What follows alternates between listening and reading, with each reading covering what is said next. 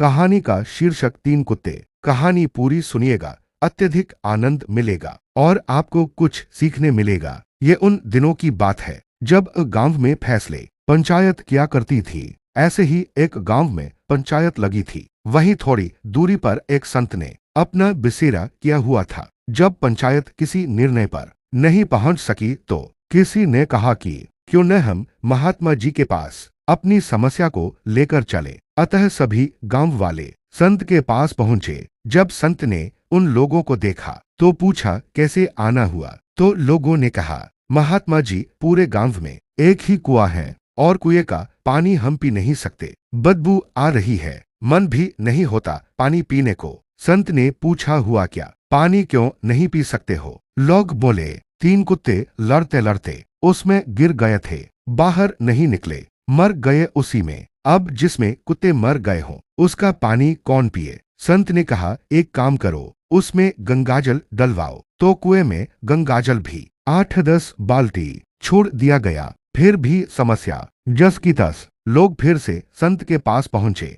अब संत ने कहा, भगवान की कथा कराओ। लोगों ने कहा, ठीक है। कथा हुई, फिर भी समस्या जस की तस। लोग फिर संत के पास पहुंचे। अब संत ने कहा, उसमें सुगंधित द्रव्य डलवाओ। लोगों ने फिर कहा, हाँ अवश्य। कुएं में सुगंधित द्रव्य डाला गया। नतीजा फिर वही, ढाक के 3 पात। लोग फिर संत के पास पहुंचे। अब संत खुद चलकर आए। लोगों ने कहा, महाराज वही हालत है, हमने सब करके देख लिया, गंगाजल डलवाया, कथा भी करवाई, प्रसाद भी बांटा और उसमें सुगंधित पुष्प और बहुत चीजें डाली, लेकिन महाराज हालत वही की वही। संत आश्चर्य चकित हुए कि अभी भी बदबू आ रही है और इनका मन नहीं बदला। संत ने पूछा, तुमने और सब तो किया, लेकिन वे 3 कुत्ते जो मरे पड़े थे उन्हें निकाला कि नहीं? लोग बोले, उसके लिए न तो आपने कहा था न हमने निकाला, बाकी सब किया, वे तो वहीं के वहीं पड़े हैं।